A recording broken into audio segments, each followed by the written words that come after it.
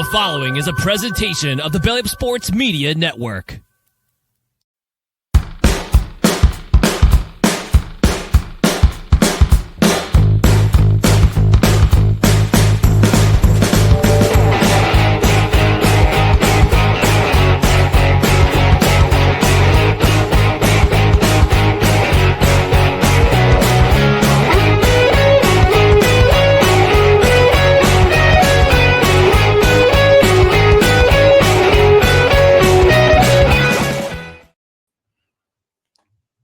Booyah!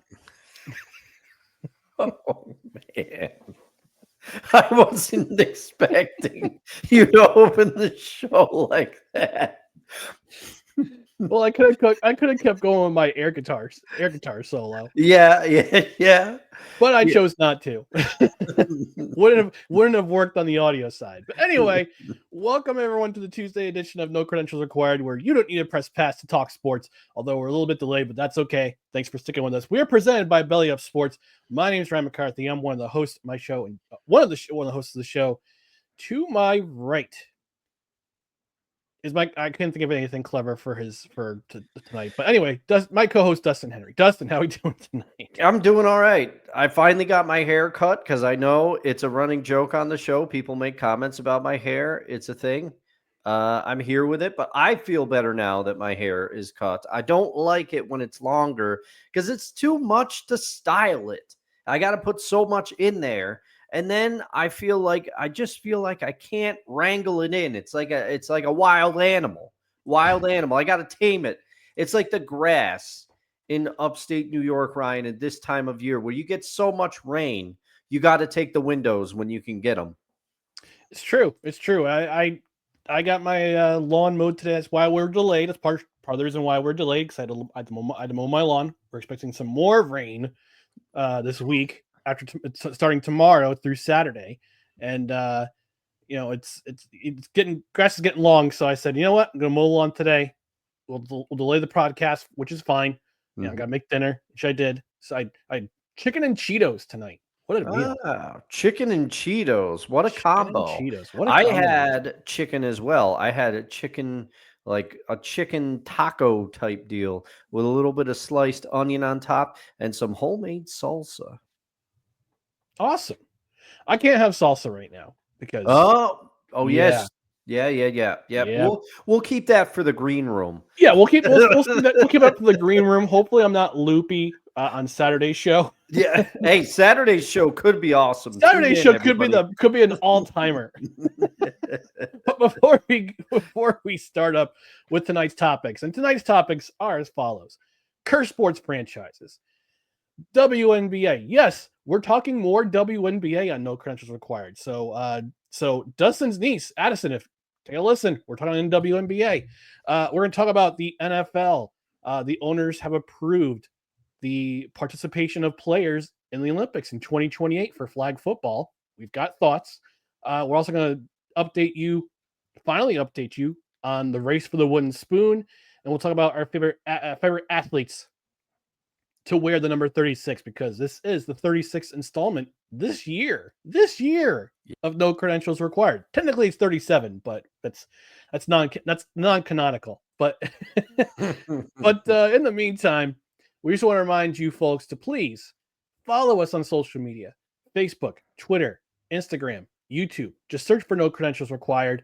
Follow us on there, and also check out our other podcasts and articles on bellyupsports.com. On the podcast side, subscribe to the podcast wherever you listen to podcasts, and that includes on Apple Podcasts, Spotify, Spreaker, Amazon Music, iHeart, TuneIn, and also our YouTube page.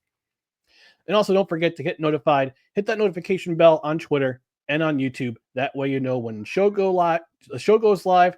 That way you know. And then my cat, you probably heard that. It's tag along. He made it through the noise gate. Yes, he is. The show mascot is mad that the door is closed. But anyway, you hit that notification bell on Twitter and on YouTube. That way you know when we have show announcements, when we go live, when we have videos up of the show clips, because this will be replayed on Belly Up Sports on their YouTube channel tomorrow at 8 a.m. Eastern. We got some comments rolling in already, which will remind you, rate and review, 5-star rating on the podcast side, 5-star rating, leave a review. We'll even read it on the air. And also on the Spotify, you can leave us a comment. And because, again, we're a live show on Tuesdays and on Saturday mornings, we do have live comments in the comment section. And Dustin, I know we're a little bit late, but this is always this is always on time. It's and you know what time it is? time. It certainly is chime time. I need like a train. Choo choo! It's chime time.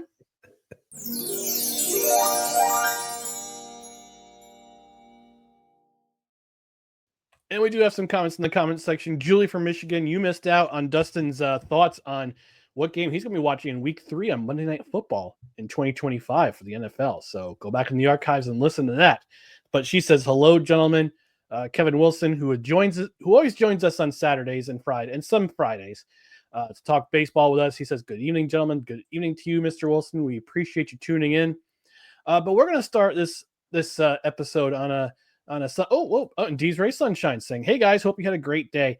Yeah, it was a sunny day in New York for a change. It was a beautiful day, a little cool, but a beautiful day nonetheless. We'll take them as they come because it's spring.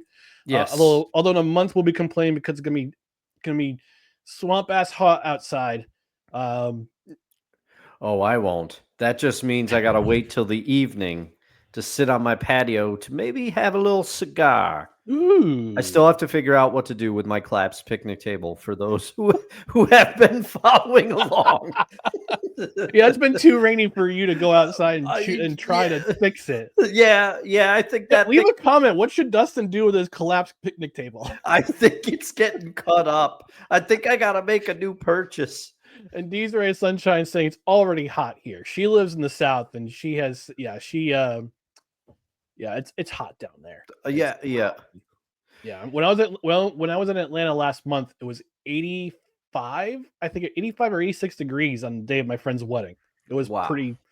Yeah, and then the rest of the weekend was like in the 60s. So go figure. Spring in the South. But we're going to start. Tonight's program on a somber note because this afternoon we learned that George Wendt, the great sitcom actor who played Norm Peterson on Cheers. If you see it in my headline, it says R.I.P. Norm. Rest in peace, Norm Peterson. Yeah.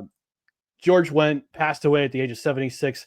Was most notably played Norm Peterson on the great sitcom Cheers. Was a part of my Thursday nights growing up. 9:00 Eastern time. Back in the day, NBC had the great sitcoms on Thursday night. Always the Cosby Show, Different World, Cheers. I think Frasier after Cheers, and then Frasier joined the Thursday night lineup. Seinfeld. Yeah, Seinfeld was Thursday nights. Yeah, Thursday nights. Must see TV. NBC. All the sitcoms, all the great sitcoms that came in the 1980s and 1990s on NBC. Cheers was part of that lineup. And yes, Mr. Wilson, gone way too soon. Yes, passed away at 76 years old. George Wendt, and we're kind of making it a mini happy hour tonight on No Credentials Required because I wanted to have a beer. I wanted to toast Mr. Wendt. I had myself I had Treehouse last time on our happy hour on Friday. Of course, I'm gonna have Treehouse again. The Pizzeria Pills because on that show, if you noticed on Cheers, they would always drink like a lager or a Pilsner beer. And if I remember the trick that they had was that all the beers were that they put salt in them to kind of they tried to make them not drink as much beer as you usually should at a bar. So what they do is they put salt in the beer so it gets salty, so they only take little sips instead of just big chugs. So that's what they usually drank on Cheers.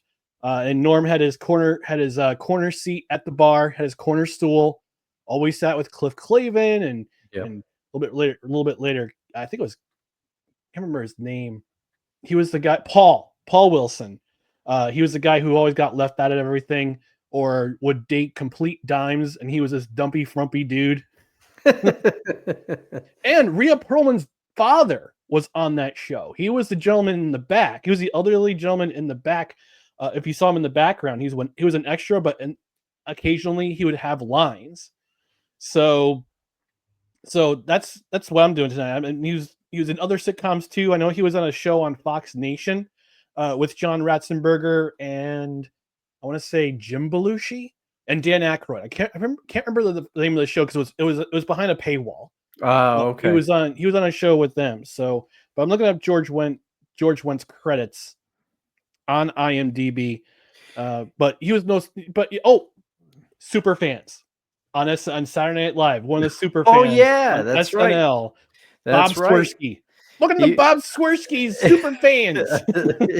He was also on Seinfeld. He did a guest spot on there as himself, if memory serves. Because George has this thing with George Wendt. My Seinfeld knowledge still good, but it's not like encyclopedic like it used to be. But he was on that, and he also was on, I believe, if memory serves. Now, I might be wrong about that, but I thought he was on an episode of Matlock again as himself because there was like this guest star episode with like Jason Bateman and all these people because a fictional producer was killed on Matlock, and old Benjamin Matlock had to figure out who done it.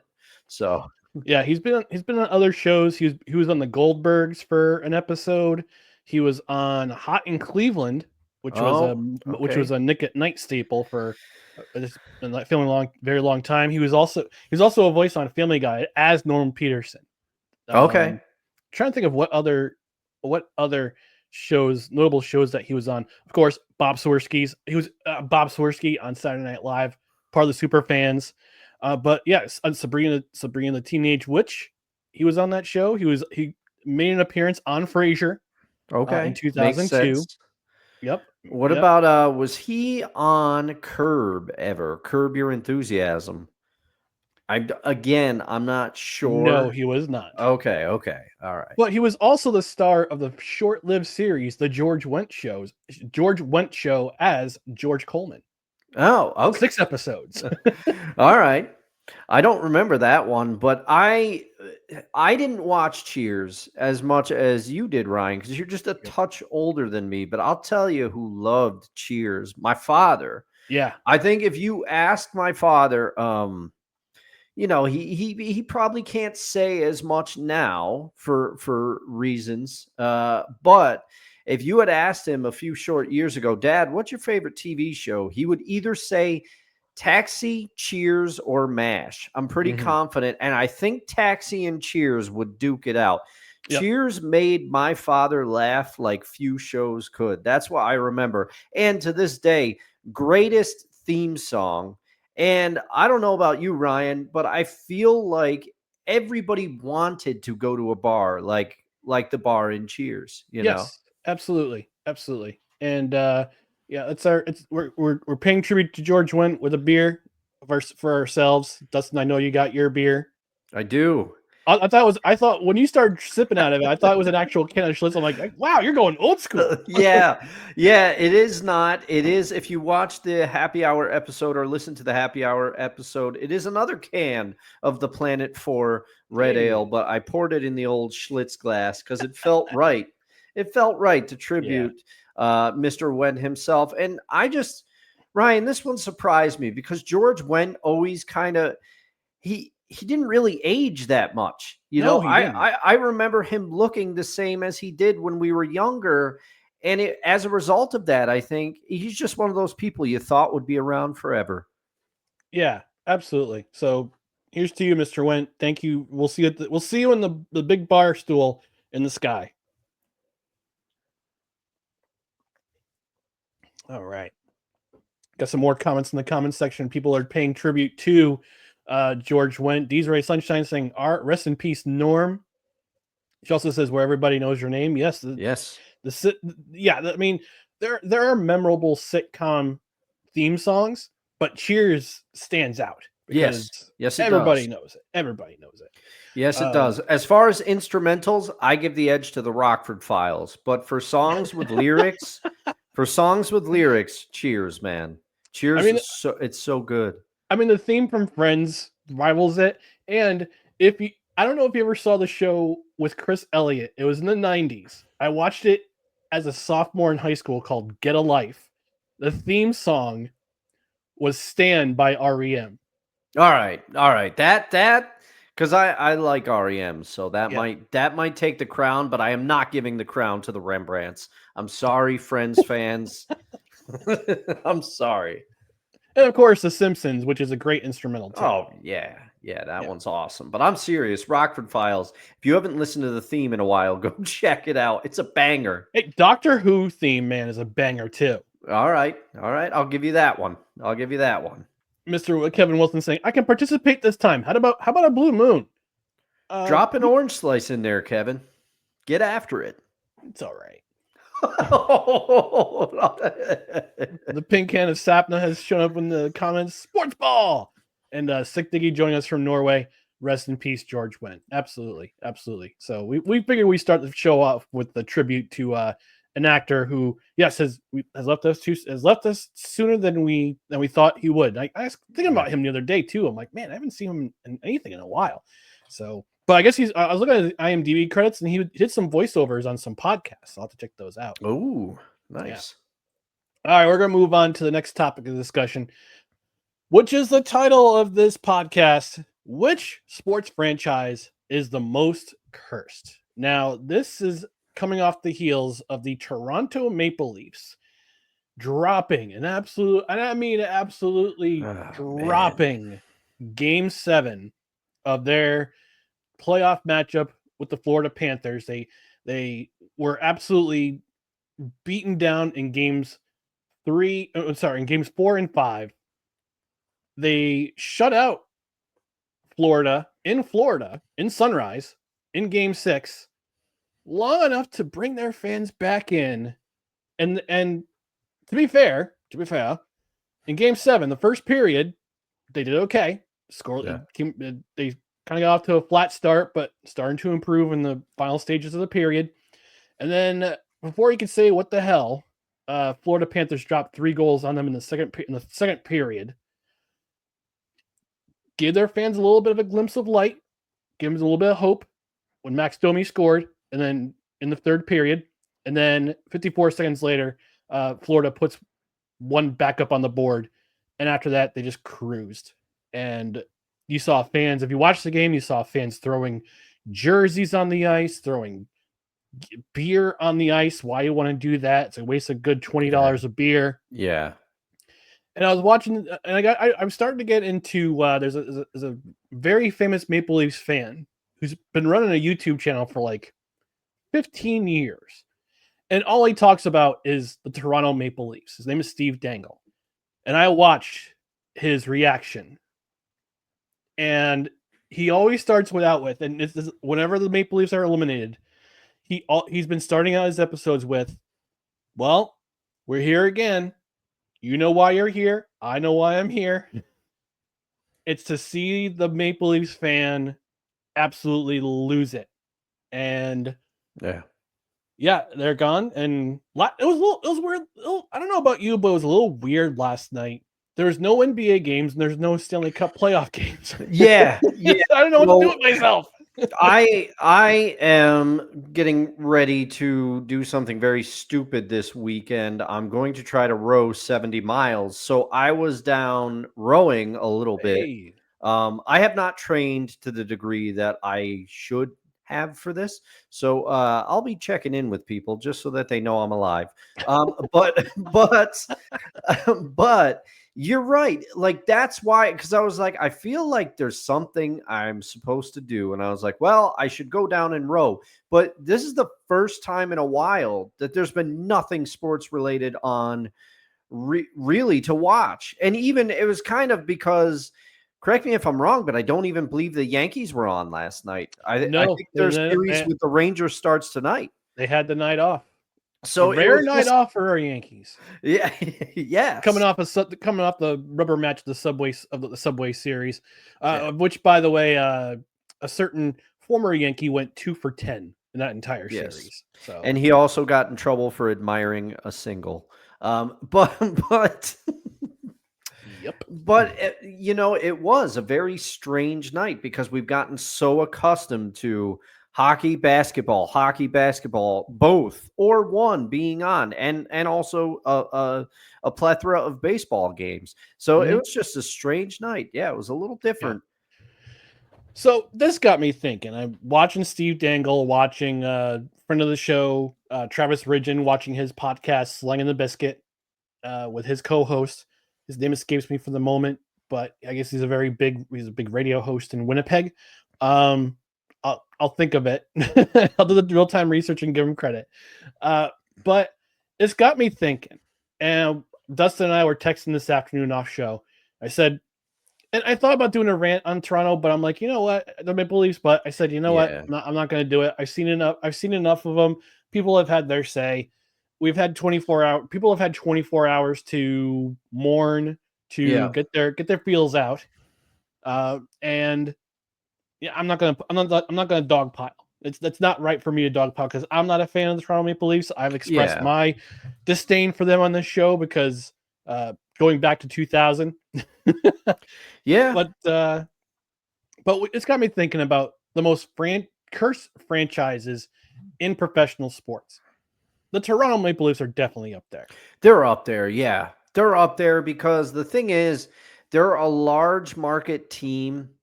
They're like a larger market team, and they're one of the teams in hockey. Like a lot of hockey fans, if you don't love the Toronto Maple Leafs, you despise the Toronto Maple Leafs because people view them. And the thing is, their fans have expectations every year, as they should usually, because that's the cursed thing about the Leafs is they're usually good enough to give their fans hope every single season. And I'm sorry in advance, Leafs fans. I know it's already tough, but you know what they remind me of, Ryan, and they are not my pick for the most cursed sports franchise, but they remind me of the Dallas Cowboys. The Dallas Cowboys are good enough, usually. We all remember the 90s heyday of the Cowboys. The Cowboys fans will be the first to remind you of it, but they haven't done anything since the 90s heyday, and they haven't been able to get to the Super Bowl. But every year, they do enough to get their fans hoping, and then Cowboy fans will start chirping. And then their hearts get ripped out every year. And that's what it feels like is happening with the Toronto Maple Leafs. And I say this as an Oilers fan. Edmonton, there have been years where you knew the team was going to be bad. You had no expectations. And that's hard enough, but it's almost worse to be in the position that the Toronto Maple Leafs are in because every year they have expectations. Every year. Yeah, and we got some comments coming in the comments section. Desiree Sunshine saying Toronto broke their hockey sticks. They may need new ones. Yeah. She's also in shock about you dissing Friends fans. I'm not necessarily dissing Friends fans. I never got into it. I'm not giving the crown to the Rembrandts for the best theme song. I'm not doing it. She also says we'll have a search and rescue team ready for you, Dustin. I'll update the people on the socials, just to let people know how Dustin is doing. All right. Yeah. Let's say Dustin texted me about half an hour ago. He's at 35 miles. He just pooped his pants. He's good to go. He's all right, but he's alive. She also asked, Cubs cursed? No. Cubs aren't cursed because they broke their curse in 2016. Yes. And they've been doing okay ever since. In fact, they're currently in first place in the National League Central, albeit by one game because the St. Louis Cardinals have been on a heater over the last month. And she also asked Atlanta Falcons. Solid choice for a cursed franchise. I mean, yeah. I have 28 reasons why they couldn't be, but I have 3 reasons why they could be.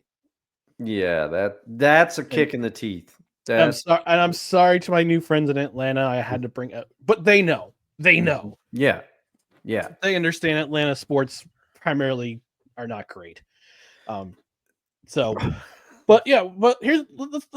about some of the other teams we thought of, Dustin. Let's start with you. Like, what do you mentioned your Oilers to an extent. I mean, they've had some success. Yeah, they've won a Stanley Cup since 1990, but they had all those cups in the 1980s. Yes. So yes, they've had, and I don't count them because they got to Game 7 in 2006. I don't count my Dallas Mavericks because they did finally win a title. They also got to Game 7 last year. Came back from Yes. 3-0 down to force a Game 7. Yes, that's right. How could I forget? I probably blacked out because I was I just didn't expect them to come back. When they went down 3-0, Ryan, I'm like, this series is over. But they came back. But yes, so they've had too much recent success. You can't count them. For me, it's got to be teams. And I guess some of the other teams I thought of, you had put up there. I hope I'm not revealing it, but the football team that you are a fan of, you threw them out as How dare you? as a pick. I did. To be fair, I did. Yeah. So there's a couple teams, but there's teams and you could make an argument for the Dallas Cowboys, but they're too. Yeah, they're too 5 well Super Bowl. known. They have 5. They're the first of 5 Yes. Super Bowls. No, Yes. I don't count them as cursed. You can't. You would have to do the recency. You would have to do the recency, but and you can't count them as cursed because of their incompetent ownership. Yeah. Who's also the GM. That's not their fault. Usually to be cursed, it has to be a team that gets close, and there has to be a little bit of success. You threw out the former Cleveland Indians / Guardians, which they have been in the running in recent years for their division. And I remember when they beat the New York Yankees in the 90s, I'm probably still bitter about it. And 1997. They had those good teams with like Kenny Lofton and Manny Ramirez. And they had some teams back in the day. And I always rooted for Dennis Martinez. I remember in that World Series, Indians Braves at the time, I was rooting for the Indians because I wanted Dennis Martinez to do it. But really, to me, the more I thought about it, because you could also, recent success aside, you could make an argument for the New York Knicks. There has been a lot of heartbreak, but I think Knicks fans resigned themselves to there's no success. As long as we have our owner, there's no success. And they're turning it around, and I'll be rooting for them. But to me, it's one finalist. And we have some great comments, but I'm going to let you address those. But to me, it's the Cleveland Browns. And astute detectives may have noticed I put in my headline, "Sorry, Drew Carey," because that show famously takes place in Cleveland, and the show Cleveland rocks. When it comes to the case, with the crimson lips go Cleveland rocks. Shout out to the President of the United States of America for that theme song. Yes, they're a great band. Yeah. Yes. But to me, the Cleveland Browns, if you look at first of all, their franchise got moved by an owner. They had a lot of early success, okay, but that wasn't even in the Super Bowl era, so you can't count that, in my opinion. And then they had that run when Marty Schottenheimer was the coach, and they had Ernest Biner. They had that thing go on. They Bernie had Kosar.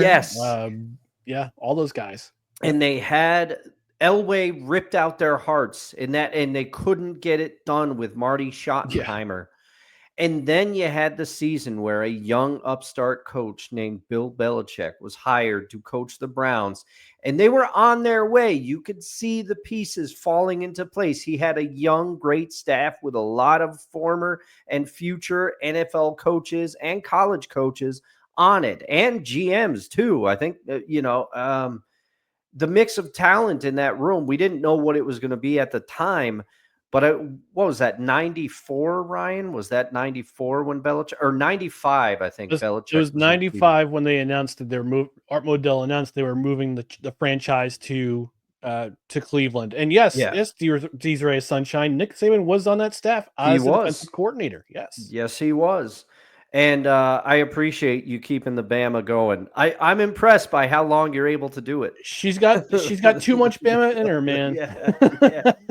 But that's why. And then you talk about they got moved. They didn't have a franchise for a couple of years, and then they've come back. They came back in 1999. Yep. And the fans were so happy. And since then, They have not been able to do anything right, from drafting Tim Couch first overall on their inaugural season back in the NFL, all the way up to they finally start having success with Nick Chubb and Baker Mayfield on the roster. Nick Chubb gets hurt and has to do an amazing rehabilitation to come back from injury. And they run Baker Mayfield out of town because of a shoulder injury. And then look what he's doing in Tampa Bay right now. To say nothing of the Deshaun Watson signing, this has transcended. And it's not just the same head coach and same GM. This has transcended. They've brought in different head coaches. They brought in Eric Mangini. They brought in Romeo Cornell. They kept going back to that Belichick tree. This has transcended many, many different coaches, many, many different GMs. They brought in Mike Holmgren to be their quote unquote football czar. That didn't work. Anything Cleveland has tried, they have not been able to do it, and that's why I am picking the Cleveland Browns as the most cursed sports franchise. Solid pick. We've got some more comments in the comments section. Sick saying the Cleveland Guardians or current Browns. Dustin just pulled up on that point. The current Browns. Also, Kellen Winslow Jr. That's all I'm going to say about that. Oof. Just so they bad draft picks, bad trades, so many things for the poor Cleveland Browns fans. Desiree Sunshine saying Buffalo. I thought about it. Well, hold on. She says Buffalo, but she didn't specify the Bills or the Sabres. Okay. All right. Yeah. That's a good question, actually. It could be either or. It could be, but the Bills, to me, the football Bills, I discounted them because of their recent success. Again, I mean, getting to 4 Super Bowls and losing them all, that's a tough pill to swallow for sure. She also says New York Jets. I'm going to build my case in just a moment. Sick saying the Charlotte Hornets. True. Okay. All right. Yeah. And they had their tenure. Now, go ahead. Finish your thought. Sorry. No, it was just they had they got moved to, what was it, New Orleans, and then they had the Charlotte Bobcats never really got it going under that moniker. Nope. And then they changed, and they were allowed to change their name back to the Hornets, the Pelicans. Now the Pelicans give it back to back to Charlotte. Michael Jordan became majority owner of that team. Now I think he owns a small stake in the team. I think so. Yeah. Oh, and by the way, pop quiz for you, Dustin. Since 1999, how many different starting quarterbacks have the Cleveland Browns had? Oh, geez. All right. For the Browns, you got Tim Couch, you got Kelly, I can't remember, Kelly Holcomb. You got, oh man, so many. I'm going to say since 1999, how many years ago was 1999? I should know this. 26. All right. I'm going to say the Browns have had 32 starting quarterbacks. You're close. 40. Oh, man. I almost said 40, but I'm like, that's too high. That's too high. And I'm going to name them all. All right. Yeah. Tim Couch, Ty Detmer, Doug Peterson, Spurgeon Wynn, Kelly Holcomb, Jeff Garcia, Luke McCown, Trent Dilfer, Charlie Fry, Derek Anderson, Brady Quinn, Ken Dorsey, Bruce Gradkowski, Colt McCoy, Jake Delhomme, Seneca Wallace, Former Seahawks Seneca Wallace, Brandon Whedon, Thad Lewis, oh yeah, Jason Campbell, Brian Hoyer, Johnny Manziel, Connor Shaw, Josh McCown, Austin Davis. Did I say Josh McCown before? No, I didn't. You just said Josh McCown. I think he had multiple. Did he have multiple tenure with the team though? I don't know. No, I said Colt McCoy. Oh, okay, yeah. So Brian Hoyer, Johnny Manziel, Connor Shaw, Josh McCown, Austin Davis, Cody Kessler, RG3, Deshaun Kaiser. Wow, that's a name you haven't heard in a long time. Yeah. Kevin Hogan, Baker Mayfield, Tyrod Taylor, Case Keenum, Nick Mullins, Jacoby Brissett, Deshaun Watson, Joe Flacco, Dorian Thompson-Robinson, PJ Walker, Jeff Driscoll, Jameis Winston, and Bailey Zappi. Yeah. And they have five quarterbacks in their quarterback right room now. going into this season. Yeah. Joe Flacco, Yeah. Deshaun Watson, Shadur Sanders. Who's the other kid they drafted? Dylan Gabriel. Yep. And I can't remember the fifth one. We talked about them too. It's not Dorian Thompson Robinson. No, He's Dorian gone from Thompson. there. They traded Dorian Thompson Yeah. Robinson, I believe. Kenny Pickett. Oh yeah, Kenny Pickett. Acquired from the Eagles. Yep, the Eagles, man. All right. Yeah, crazy. Yeah, wasn't Brandon Weeden like one of the oldest drafted quarterback? Like when he came out, wasn't he like he was up there? He was up there, but I'm eager to hear you build your case, Ryan, because I have a feeling I know where you're going. Yeah, Brandon Weeden is at current age 41 years old. Yeah. Hey, Brandon, shout out to you, buddy. Yeah, good job, buddy. We appreciate you, even if the NFL didn't. Yeah, so I actually wrote an article back in 2021. 4 reasons why the New York Jets are cursed. I'll link it in the description. And this was after Thursday night when they went to Indianapolis, coming off that incredible win against the Cincinnati Bengals, where they finally broke their streak of not scoring 30 points in a game since which era was it? It was the Todd Bowles era, because they didn't score 30 points in a game under Adam Gase. Never scored 30 points in the game. That offensive guru. Yeah. And they benched. I think this is the game that Mike White made his name known across the hearts of and minds of football fans all across the world. But that game, he broke his thumb. He broke his wrist. In the following Thursday night game in Indianapolis, and they bring in Josh Johnson, who's been with like 10 NFL teams. Crazy. He's returned to the NFL. I think and he's back in the NFL. He is. So I wrote an article on why the New York Jets are cursed, and this was based on a discussion on, at that time, the Can't Wait podcast, which had Connor Hughes with The Athletic. Now he's with SNY, and on our friend of the show, Rod Peterson, discussing it on his show. And that kind of got me going on why the Jets are cursed. Reason one is because of Joe Willie Namath. I believe sold his soul to the devil for that win in Super Bowl III. But it was mostly his defense who did all the hard work in that game. Buddy Ryan, masterful job. We love you, Buddy Ryan. Number 2, the fake spike. Dan Marino, curse his name. Under Pete Carroll, by the way. They were under Pete Carroll in that game, and then they lost every game after that game in 1994, and Pete Carroll was let go at the end of that season. And they brought in Rich Kotite for the worst 2 years, arguably, in Jets history. Reason 3, the 2 Bills, Bill Parcells and Bill Belichick. Yeah. Reason 4, the GD butt fumble. Yeah, that one's a tough one. Yeah. They have not been in the playoffs since 2010. They have been except for 2015, they have been nowhere near the playoffs. And this very program in 2023 or 2024, excuse me, both of us said the New York Jets were built. They were built with the roster they had to possibly go to the Super Bowl and possibly win the Super Bowl. They finished 5-12. Yeah.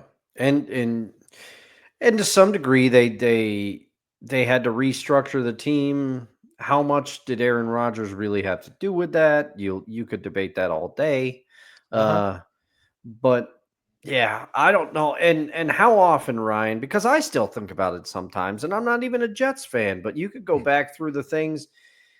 You know, you had all that success with the New York Sack Exchange, but they couldn't keep it together. Then you had Dennis Byrd getting paralyzed, and you had, but Nate Kading hit that field goal as the kicker for the Chargers to advance past the Jets. That, if memory serves, Ryan, was that the closest they've been in recent memory? I'm trying to remember, because what was that? 2009, 2010. Yeah.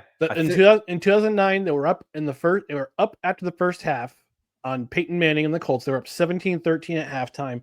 It says after Mark Sanchez found Brandon Marshall wide open to take the lead at the half, and then they didn't score a point after that. Then Pittsburgh, 2010, they were down 24-3 at the half, and they clawed all the way back in the second half, did not allow a single point to the Steelers in the second half, and got within 5. And if it weren't for Ben Roethlisberger completing a pass on 3rd and 3 or 3rd and 5 with less than 2 minutes left, if this defense had stopped, Ben Roethlisberger didn't throw that pass to Antonio Brown to seal the game, they would have gotten the ball back. I think they would have scored and taken the lead, and went to the Super Bowl to face the Packers. Oh, okay. That was the Packers game. Okay. That was the Packers Super Bowl, because next week, 2 weeks later, it was Pittsburgh, Green Bay, and Dallas, and that cursed Super Bowl where Charles Woodson tore his pec, and he was the best defensive player on that Packers team that season. So, but they still won the Super Bowl. They won by 11, I want to say, in that game. But yeah, that's the closest the Jets have been in the Super Bowl in my lifetime. Actually, it's been 4 times. 82 against Miami, 98 against Denver, where they had the lead after the blocked punt by Chad Cascadden, take the lead into the locker room in Denver, and then they didn't score a point after that. They advanced wrongly past my Seahawks that year, though. They faced the Jags. Oh, okay. They played the Jaguars in the divisional.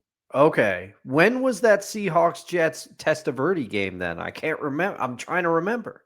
Dennis Erickson was coaching the Seahawks back then, I believe. That might have been 98.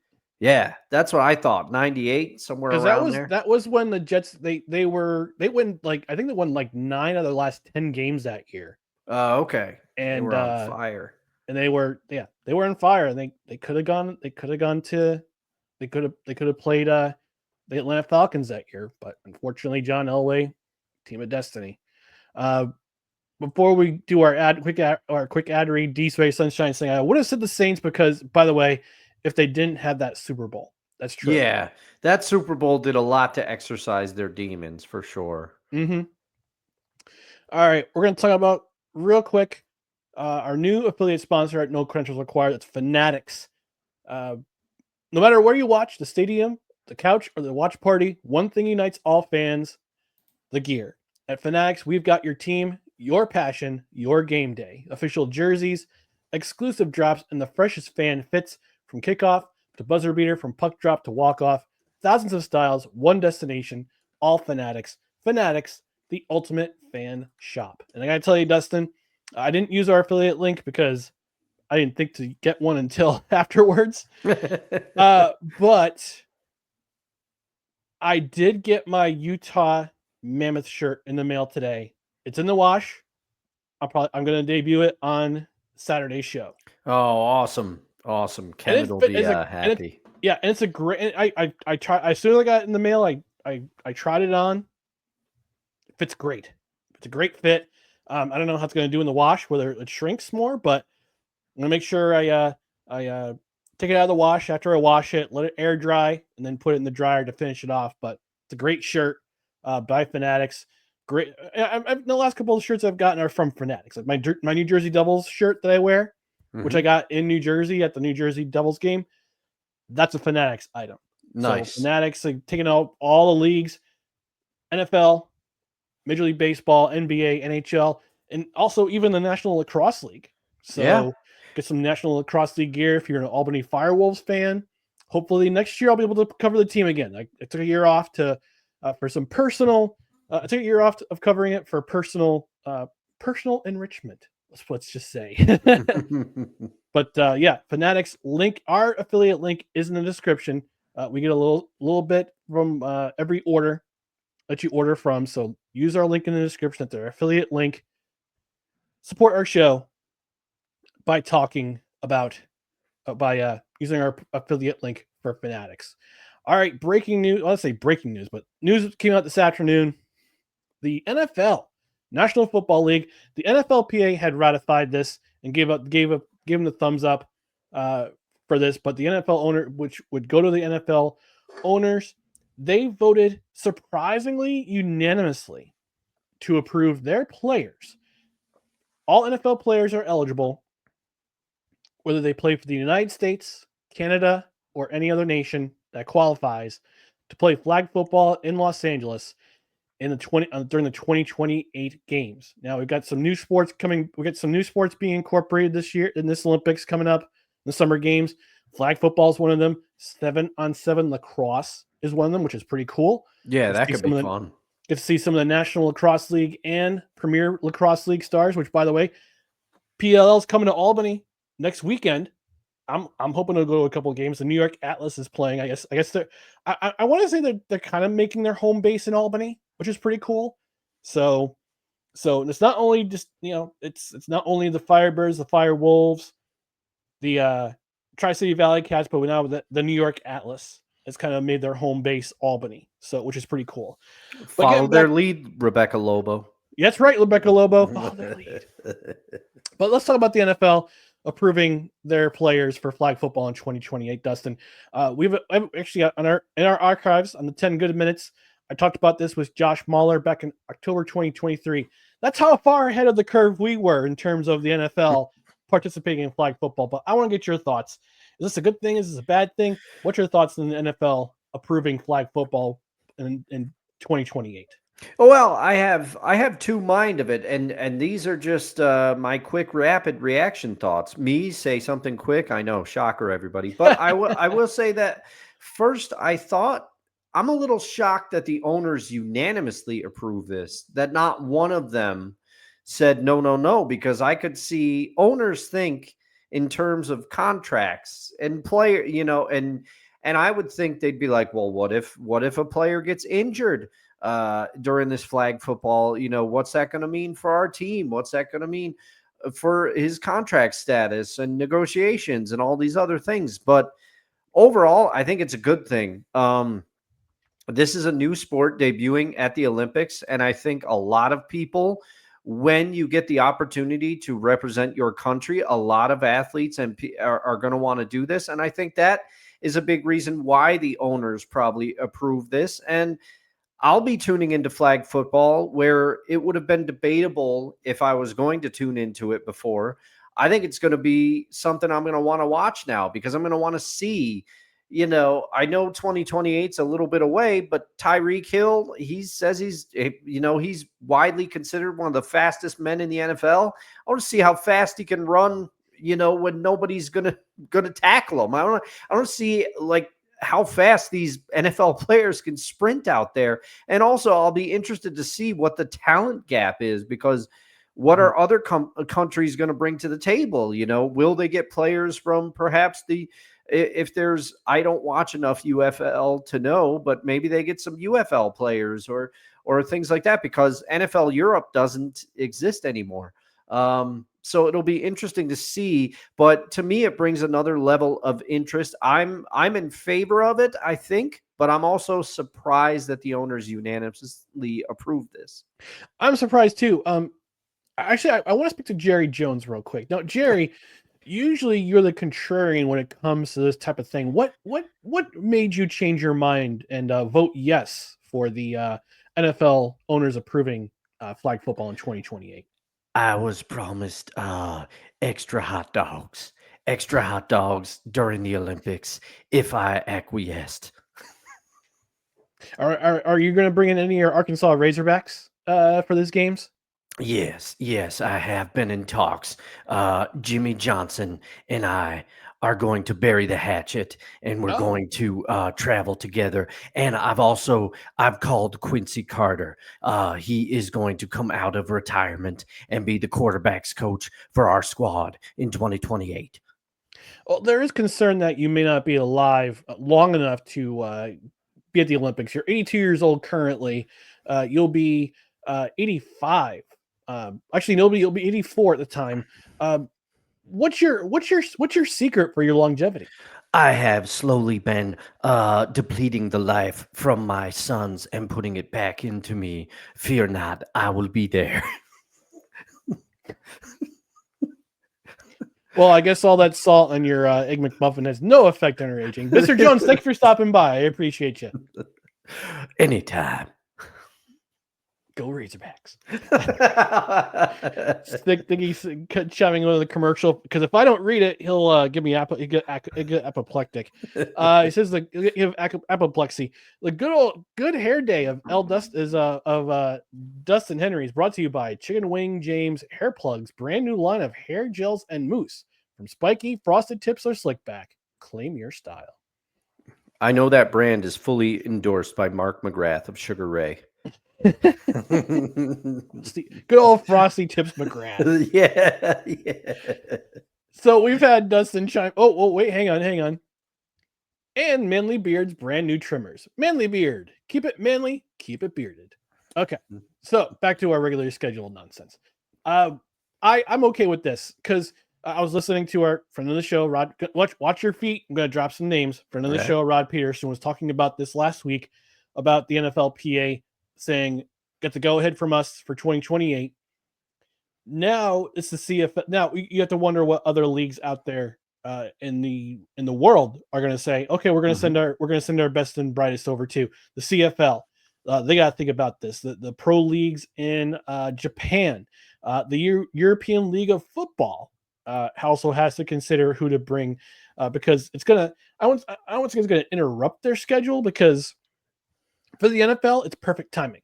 Yeah, because it's in the off season. It's the dates for the Olympics are from July 14th to July 30th, 2028. So right as training camps are beginning, the Olympic Games are ending. So I have a feeling like probably, if they get the approval, they're going to start the flag football tournament pretty much day 2, and then run it through like day 9, day 10. Because the big events that happen at the end of the Olympics are men's and women's basketball. That's been the big event for gold medal games and the marathon. But unless you're a running enthusiast, nobody's really paying attention to the marathon. But the marathon is usually the last event of the Olympic Games. But I think with the NFL, they've timed this perfectly, and they said, you know what, we're going to send. Now I don't know how many athletes are going to be in the rosters. We'll have to find that out once we get closer to the Olympics and who the NFL is who the United States of America, USA Football is going to send for their best and brightest. But if it's like a roster of 20, because you're going to have 7 aside, if I'm not mistaken. But I'll double check the rules for flag football. But it's now you've got the CFL, the Canadian Football League. You're saying to them, all right, we made our move. Now it's your turn. I don't know if they're going to have to interrupt their season. Same with the X League. Same with the X League in Japan. Same with the European League of Football. Their season ramps up pretty soon, if I'm not mistaken.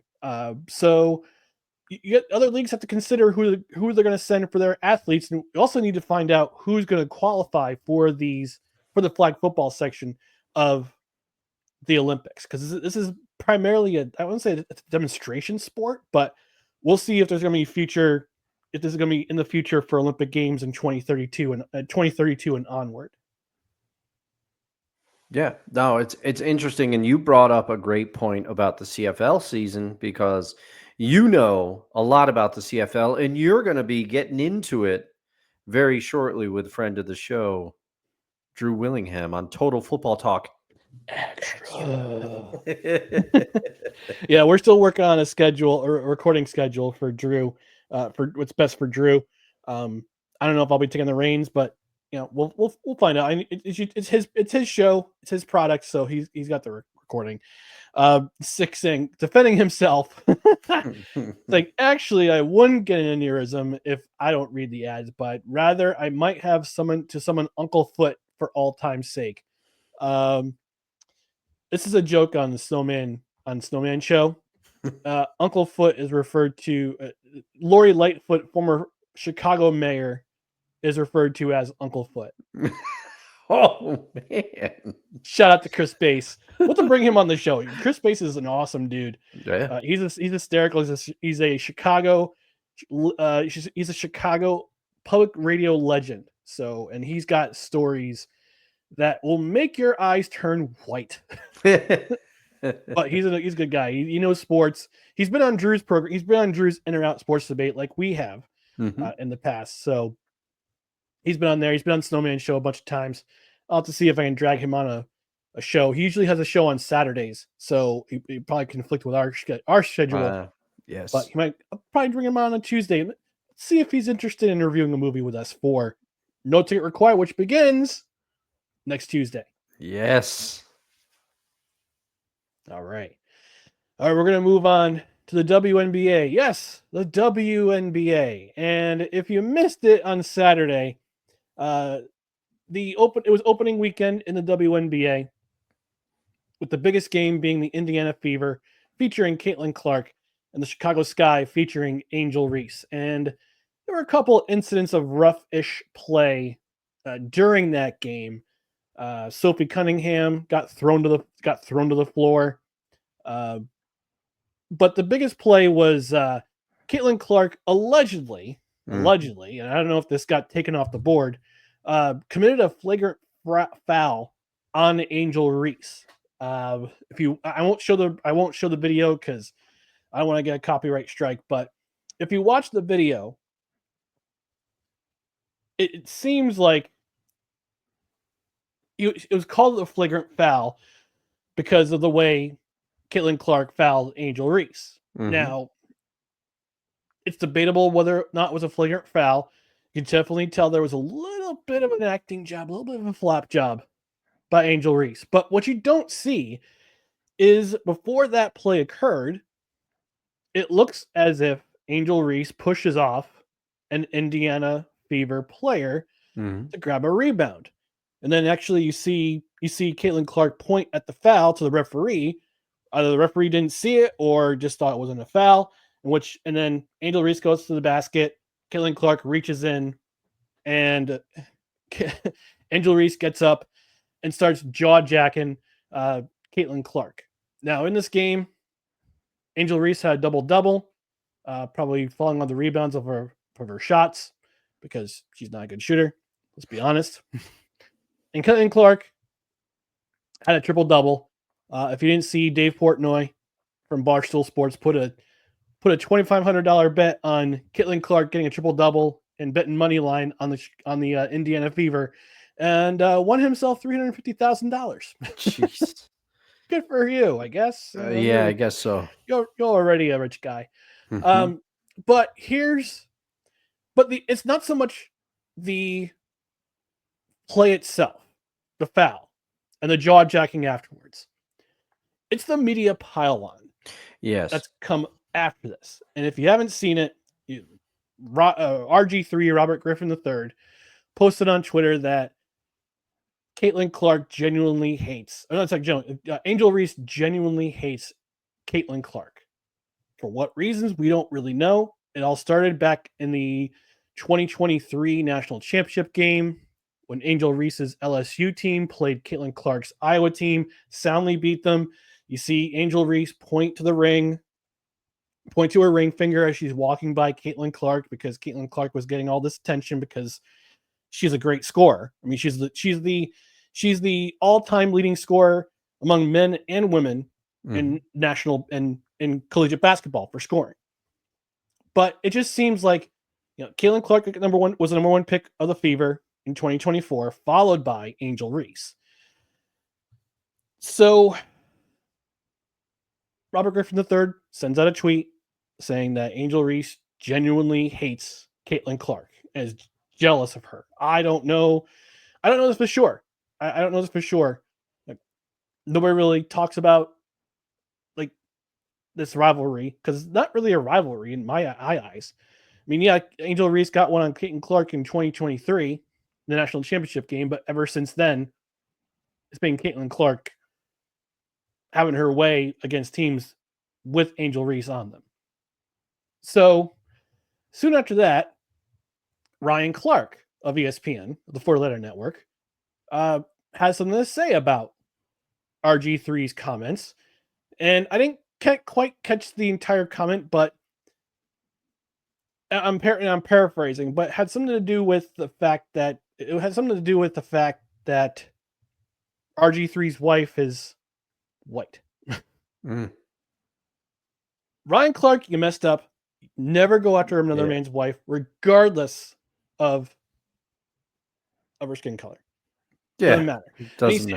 And he seems to saying he's defending Caitlin Clark because his wife is white. It's like, whoa, dude, not cool. To which Emmanuel Acho, I think he's also of ESPN, piles on that by putting out a tweet with a video. And if I can bring it up, I'm not going to play the video, but he basically says, I'm bringing it up right now. To preface the video,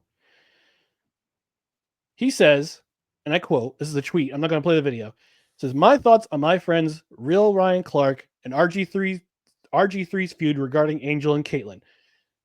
This video is for people that look like me. So if you don't, I apologize. Feel free to keep scrolling, or you can eavesdrop on a conversation. What? Man. So right now it's a one-sided rivalry. And yes, we talk about Caitlin Clark being arguably the most marketable athlete in the WNBA right now. Angel Reese is number 2, but it's not close. It's not close. But is all this piling on?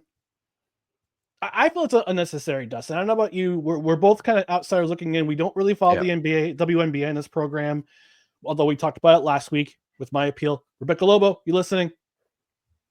Bring the sky to Albany, or bring the sun to Albany. Yeah. But all this piling on is like, what? Why? Well, I think, and okay, I'm going to be, because like you said, I am not following this to the degree that that other people are. And I'm not going to act like I know a bunch about it, because I don't. I'm not here to fake, but I will say that I'll shout out Playmaker, friend of the show. I saw a clip of one of his shows, and he was asking friend of the show Cole Johnson and friend of the show Cool McCain about this. They were talking about it. Yep. And he said Caitlin Clark basically sent a message to the league that was like, hey, you played rough with me last year, so you're going to play rough with me. I'm going to play rough with you. It is what it is. She commits the foul on Angel Reese, and when asked about it after the game, so shout out, because Playmaker, he knows a bunch more about the WNBA than I do. So shout out to you. Sorry for all three of those men. Oh yeah, forget it. Shooting Lights Out it's on Playmaker's blog. Check out that discussion. I tuned in. It was a very good discussion. Yeah, I think it's a great point. But the main thing that I took away after watching that discussion, and also my own thoughts on it today, because first off, let me say that both of these women are very young. The WNBA knows exactly what they're doing, putting this game first, spotlighting this game, and the media hype around it. People are hyping up Angel Reese and Caitlin Clark. These two women largely, yes, you could argue that Angel did the ring thing in 2023, but let's remember one thing. Angel Reese just turned 23. Caitlin Clark is still very in her early 20s as well. These women were in school not too long ago, okay? And both of them. She's also 23. Yeah, okay. So they're the same age. That's very young. And that's a lot to put on two women. And shout out to both of them, okay? Both of them. Caitlin Clark was asked about it after the game. It was the first thing she was asked about in the interview that I saw. And she said, she said, if I don't do that, Angel gets a quick 2 points. Any basketball players knows why I committed that foul. End of story. Yep. Angel Reese, after the game, said it's a basketball play. I don't and she said, the refs got it right. Let's move on. That's all she commented on it. So shout out to both women for just trying to move past the issue let's remember that they're young. Let's remember that they're dealing with a lot. Whether you and a lot of people love Caitlin Clark, I get that. And a lot of people love Angel Reese too. They do, and I think Angel Reese gets a lot of hate. Hey, let's all remember what we were like at times at 23 years old. And they're both just trying to play basketball. And I think the media is trying to stoke the fan the flames of something that it seems that both ladies are eager to move on from and just play. Yeah. We live in a very, let's see, how can I put this delicately and diplomatically? We're trying to bring something into this that doesn't belong in this. And that's our skin color. Like, we're trying to pick sides based on, not only based on, primarily based on that. To which I say, stop it. Yeah. Stop it. It doesn't belong in this conversation. What belongs in this conversation, as D said, Angel Reese actually fouled a player before that. I can't remember her name, but I think it was Howard. And Sick D said the same thing. Clark committed the foul in response to Reese forearming her teammate in the back on the back of the neck before the foul. Yeah, she pushed off the other player. That was the response. And yes, it was good for them to say, look, it's a basketball play. But for Angel Reese to get up and start jaw-jacking and want to start a fight wanted to punch Caitlin Clark in the face right after that foul, I get it. It's part of the game. It's a part of the game. It's a heat of the moment. Your adrenaline's high. Everything's running high. You want to be on your best. But after the game, cooler heads prevail.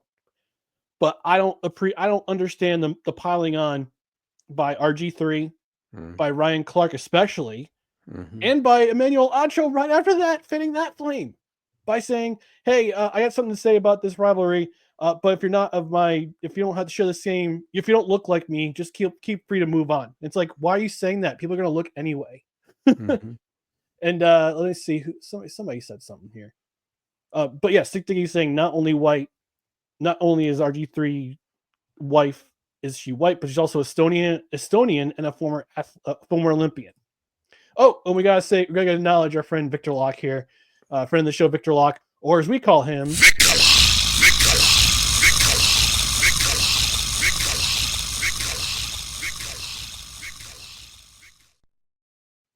he says, "Good evening, gents, and sorry for trolling. I don't know why you're trolling. It's not. You're not trolling. You're saying hi." To which I responded, "All good." And Sick D saying, "Come on, Angel. We know you more than likely can't fight. We don't know that." Yeah, we don't know that. But like she's definitely like one of those. She definitely reminds me of the female form of the 1989 late 1980s Detroit Pistons, the bad boys, and she's the bad girl. Like, she plays that style.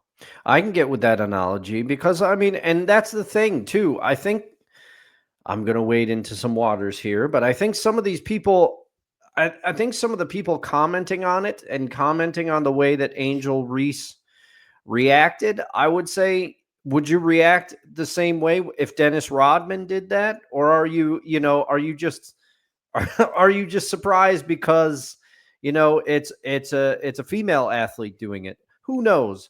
But I think largely we've talked about it. People are trying to make issues bigger issue out of this when both women just acknowledge it was a basketball play, and both women just want to move on. The media is doing what they do sometimes, for sure. Yep, exactly.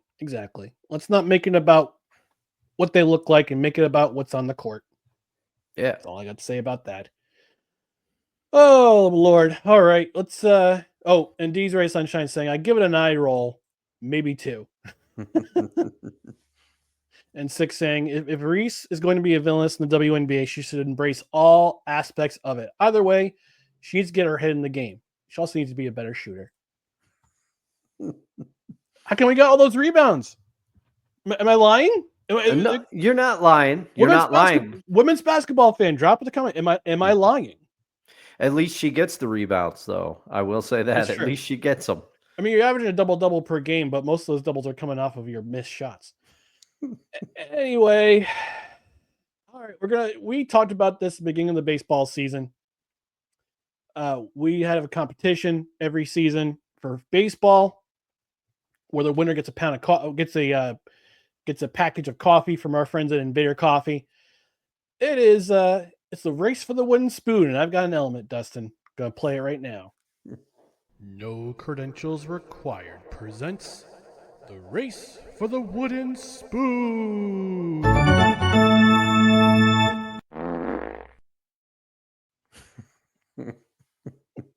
Shades of Bob Shepard there. Although it sounds like something happened in the vocal booth at the end there. Yeah. Can't trust it. Never trust it. Can never trust a fart. Yes, we introduced the race for the wooden spoon where we pick a team, one National League, one American League. We each pick a team, and the first team to 100 losses chosen by that person wins the competition. And according to the Major League Baseball standings, Dustin is well ahead of the pack. He picked the Colorado Rockies, who currently sit at 8-39.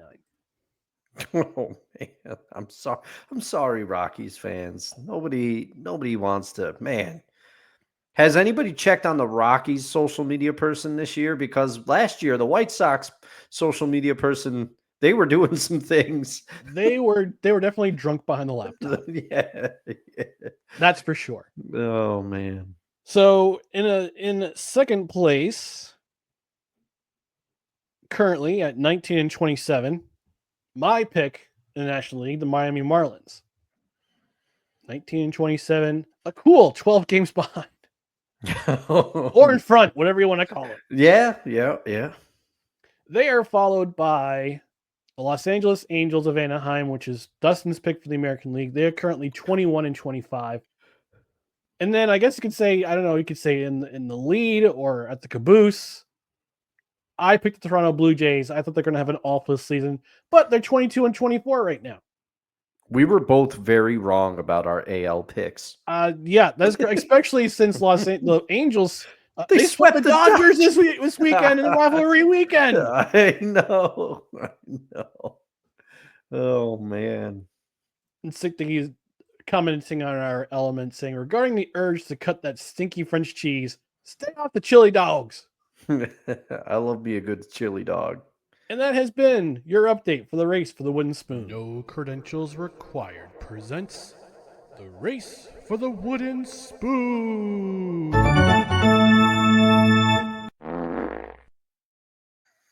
I love how that fart sound comes as the guy's running the corner. It does. Perfect timing. Maybe that's why he's running so fast. He's got the running farts. Yeah. I've had a few of those run on the base path myself in slow pitch softball. I won't lie. Oh man. It's not quite jet propulsion. It doesn't make you faster. Oh man. All right, our last segment of the show. Our favorite athletes to win at number 36. This is the segment of the show where episode 36 of 2007. I don't know why I came up with 2007. 2025.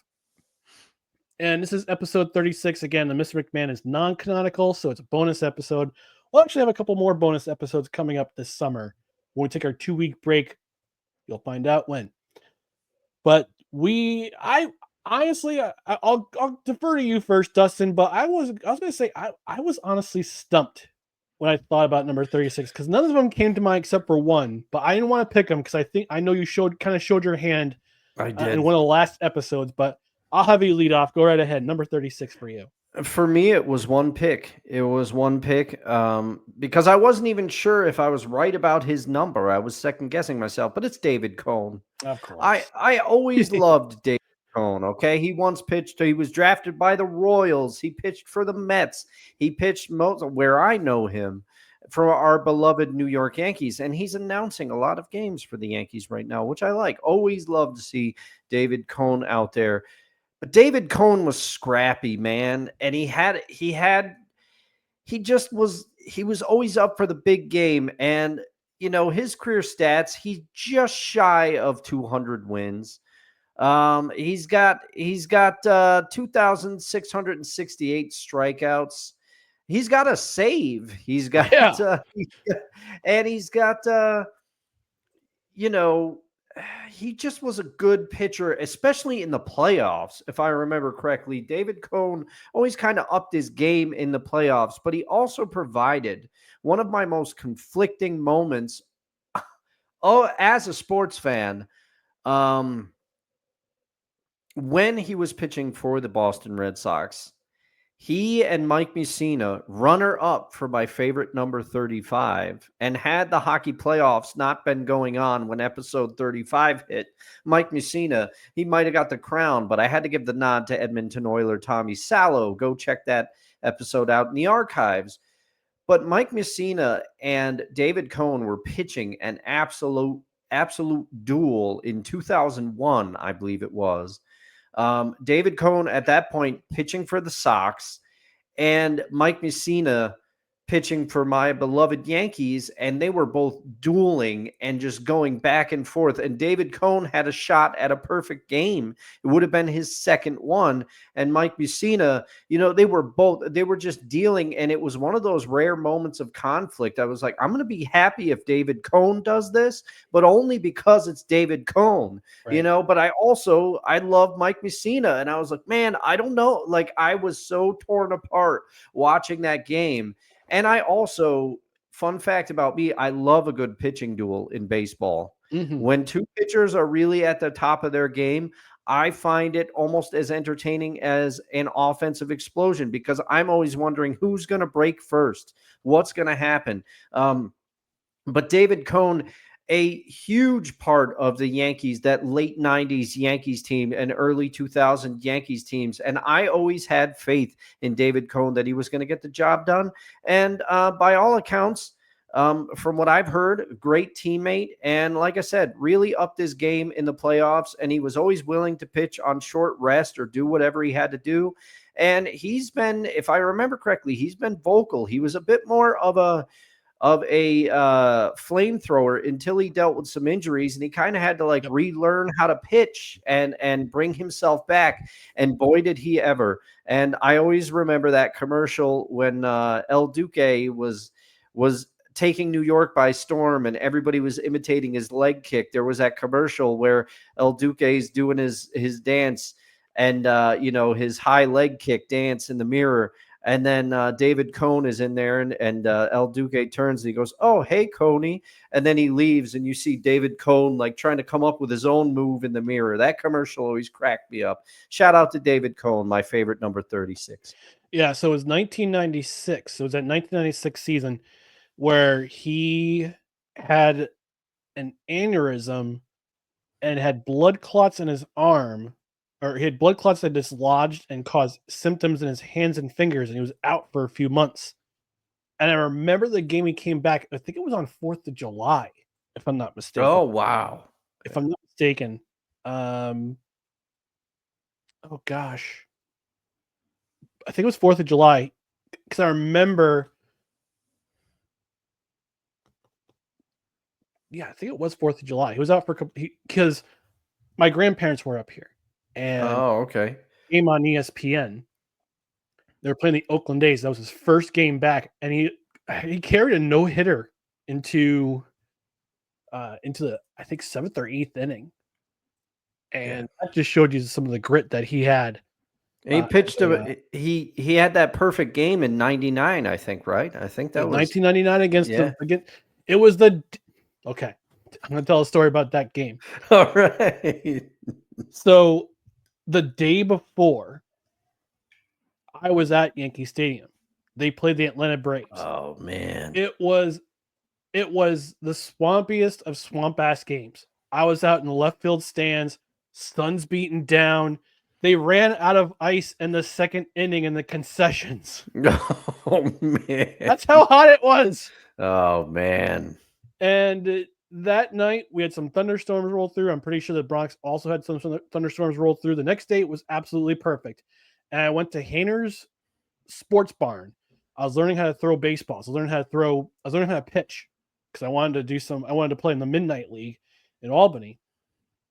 And I went down. And I got a bucket of balls. You pay like $10, five or $10 for a bucket of balls, and you throw into the netting.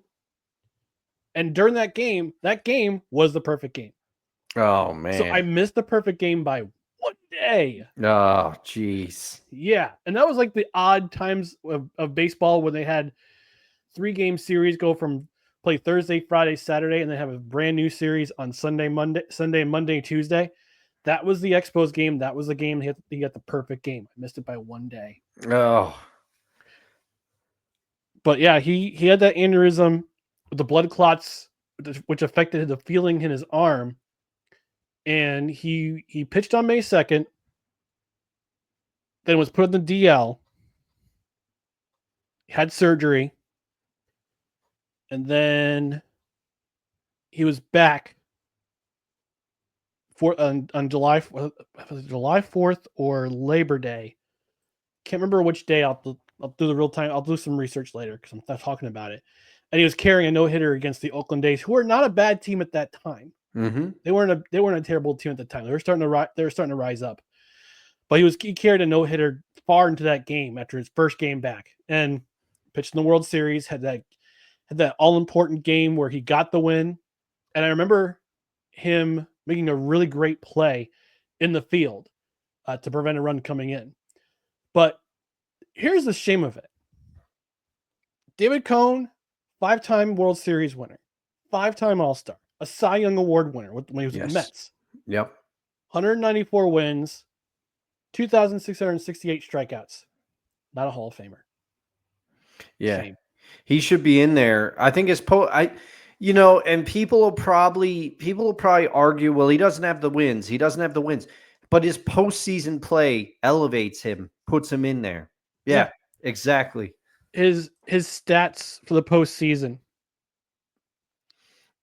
pitching: 12-3 all time, 7.27 winning percentage, 3.80 ERA. He had how many strikeouts in postseason or career? In postseason. I'm trying to find his strikeouts. Both of us are looking. 111 and one-third innings pitched.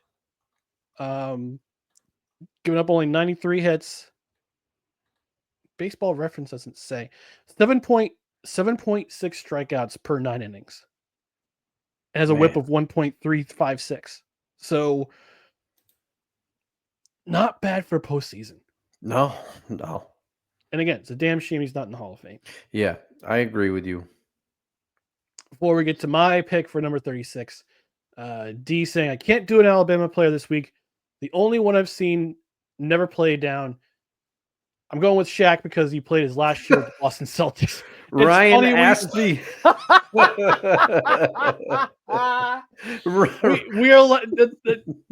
We're laughing because we discussed this in the green room because I couldn't think of a number 36 professionally until I did the research this afternoon. So the only thing I could think of is Shaq when he wore number 36 with the Boston Celtics. Yes. And Ryan asked me if I was going to pick it because he knows my love of Shaq because I joked with him that I was going to pick Shaq twice, once for 32 and once for 34, but I did not do it.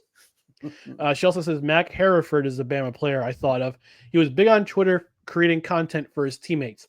Was he the one with the impression of Nick Saban? Oh, because there was this player a couple of years ago. There was this player who had a bang-on impression of Nick Saban, and he did the impression with Nick Saban in the room, and Nick Saban was just like, "I can't punish him." Oh, say his name, and he appears. Playmaker. He says, "Hey, no credentials required." We were just talking about Caitlin Clark and Angel Reese, and we referenced your show from yesterday. So thanks for joining us. Thanks for appearing in the comments section. We do appreciate it. So, like I said, I racked my brain trying to figure out a number 36 to pick. So I did a Google search for greatest hockey players to wear the number 36. And I totally forgot about him, Matthew Barnes. Oh, all right. Because I thought you were going to pick Jerome Bettis, and I was going to lose. No, I'm not going to give you nightmares.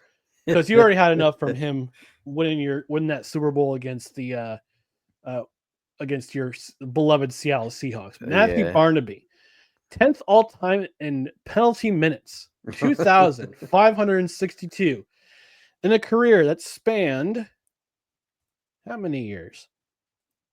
Lots of years. Yeah, he was in the league forever. Yeah, started his career in 1992 with the Buffalo Sabres, played until 2007 with the finished his career at Dallas Stars. He played with the Buffalo Sabres, most notably known at first time with the Buffalo Sabres, a little bit with the Pittsburgh Penguins, Tampa Bay Lightning, New York Rangers, Colorado Avalanche, where he wore number 38, Chicago Blackhawks, and finishing his career with the Dallas Stars in 2007, wore number 77. Interestingly enough, but he played for 3 junior league teams in Quebec, born in Ottawa, Ontario in 1973. 300 career points in the NHL, but he was most known for being one of the biggest pests. Yes. In that era of that era of the NHL, where it was the offensive play wasn't as open, but he was that guy who just got under your skin every single game. He was Brad Marchand before Brad Marchand. He was basically Brad Marchand without the goals. He was that, but he was just that guy who just got under your skin. And he's got an autobiography, which I need to read. I got a bunch of books on my reading list, but I gotta read his autobiography and about his career in the NHL. I'm sure he's got some stories, but I'm gonna have to get him. I'm gonna see. I know he's on social media, so hopefully I'll clip this and put it in my social media. But yeah, Matthew Barnaby, but he's most known for his years with the Buffalo Sabres. That's who drafted him. He was drafted by the Buffalo Sabres in 1992, was a 4th overall pick, but he played in those teams. Initially started with his head coach Ted Nolan, then went over to Lindy Ruff, and that's where he really got his start. It's really got his made his name, and he finished with a career high in 1997. Finished with a career high of 19 goals, 24 assists, 43 points. Had 249 penalty minutes that year. But most notably, I believe the Buffalo Sabres, that's when they started to become one of the teams you dreaded playing in the Eastern Conference in the playoffs, because not only were they very good defensely, they had Dominic Hasek as your goaltender. I mean, come on. Dominic Hasek is your goaltender. Yeah, you're not going to win. You're not going to score many goals when you got Dominic Hasek in the nets. But they had Michael Pekka up front, Dominic Shatan, and Matthew Barnaby and Rob Ray. Like, those are the 2 guys you had. It's not so much you had to watch out for Michael Pekka, who was a future Edmonton Oiler, as you would know, very well, Dustin, because of his time with the 2006 Edmonton Oilers. Yes, in that playoff run. But it wasn't Pekka or Shatan that you had to watch out for. It was Rob Ray and Matthew Barnaby you had to watch out for on the ice, because either they would get under your skin so much they would draw a penalty, or they would fight you, or they would make sure that your best player was completely ineffective because they would get under, because they would draw a penalty on him, or they get under your skin so much that they would draw a penalty and Buffalo would capitalize. So Barnes is my favorite number 36. That's a good pick, and it's a pick I was not expecting. And this is not to cheapen what Matthew did in the NHL in any way, but I must confess, Ryan, when you said Matthew Barnaby, the first word that came to my mind was agitator, because that's exactly what he was. That's exactly what he was. Yep. He wanted to get under the other team's skin so much, and he often would, and but he could also do some other things on the ice, as you mentioned. The year he finished with the 19 goals. That's nothing to sneeze at. No, especially for a guy who was just always a pest on the ice. Now, here's the peculiar part. He was traded to Pittsburgh in 1999. So he was not a part of that Stanley Cup team that went to the Stanley Cup final and finished in Game 6 with arguably the most controversial goal in NHL history, with Brett Hull scoring that goal in Game 6 in double overtime, which to this day, Buffalo Sabres, the city of Buffalo, curse Brett Hull's name because of that goal, because they didn't think it would be it would be disallowed, and it was allowed. Dallas Stars win the Stanley Cup. Yeah, but that was one of those guys you always kind of root that, unless he was on the opposing side. Oh yeah, yeah. Like you rooted for him. Yep. Because he was. I mean, he was listed at 6'0", 189, but he was a little. I mean, you didn't see it on the ice. Like you didn't see his size on the ice. You thought it looked a little bit smaller, but yeah, that's my number 36. I couldn't think of one for the New Jersey Devils because I didn't want to do a homer alert. But like that's the guy I love. I enjoyed watching on the ice, unless he played for the Rangers. I will say that. But yeah, Matthew Barnaby, my favorite number 36. I have been going heavy on the homer alerts lately, and guess what? Next 2 episodes, they will continue if the players that are in my mind currently stay there. And the worst kept secret in the world is my player for Saturday. So tune in if you want to figure out who that is. Yeah, I might have a hard time with 36, 37, and all the way up to 40. So I know some of these numbers we're getting tough. And then I get to 41. It's smooth sailing. 37, 38, pretty easy for me. But there's going to be some tough ones. Yeah, I'm going to have to do some research on 37 through 39, but 40 I've got locked in. 40 I've already got locked in. There you go. So got one more comment in the comments section. Let's see here. Playmaker saying biggest Hurricane fan outside of Carolina. His Playmaker also appreciates the shout out. D saying Rob Ezell was the player that imitated Nick, and she said, "Yeah, it was a really good impression." Yeah, if you find that impression online, it's hysterical. And Nick Saban, all you can do is laugh. All you can do is laugh. And then the last comment of the night from Sick Dicky saying, "I think the term is quote deceptively large." End quote. All right, we're gonna get up on out of here. We've gone long enough. Before we do that, I just want to remind you to follow us on social media on Facebook, Twitter, Instagram, YouTube. Just search for No Credentials Required. Give us a follow on there. And also make sure you check out our other podcasts and written articles on bellyupsports.com. On the podcast side, subscribe to the podcast wherever you listen to podcasts, including Apple Podcasts, Spotify, Spreaker, Amazon Music, iHeart, TuneIn, Pandora, and also our YouTube page.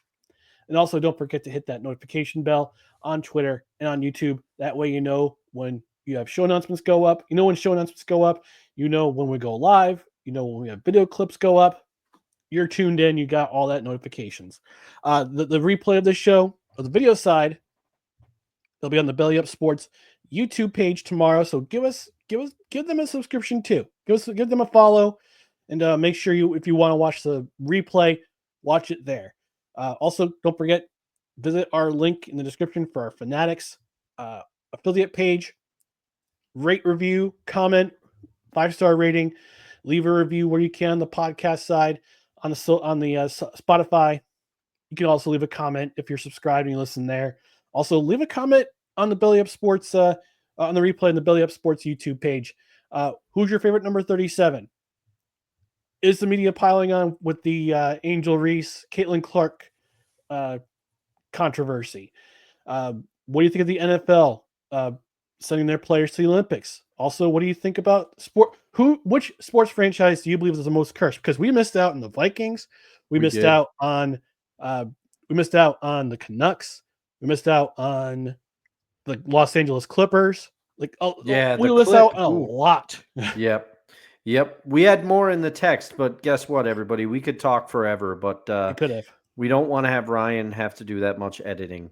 No, we don't. We don't. But thanks for tuning in to No Credentials Required, where you don't need a press pass to talk sports. We are proudly presented by Belly Up Sports. Don't forget, Saturday morning, 10 a.m. Eastern, it's our show. It's our Saturday show, our morning brunch show. It's kind of up in the air as to whether or not Kevin Wilson will be with us on Saturdays. But if he's going to be one of this, it's going to be a very short time for baseball. Also, don't forget, next Tuesday, we start our movie review series. our first movie will be Draft Day, starring Kevin Costner. So watch the movie over the weekend if you can. Tune in on Tuesday. Leave comments. Leave live comments during the show. We'll be reviewing that movie, as well as talking about other sports that happened during Memorial Day weekend. But in the meantime, thanks for tuning in to No Credentials Required, where you don't need a press pass to talk sports. We are proudly presented by Belly Up Sports. For Dustin Henry, I'm Ryan McCarthy. We'll be back on Saturday morning. Tune in for the Saturday morning brunch, 10 a.m. Eastern, and also listen to the podcast afterward if you missed it. So thanks for joining us. Have a great week. We'll see you on Saturday. Get your pancakes ready. Watch Draft Day with us. Good night, everybody. Woo!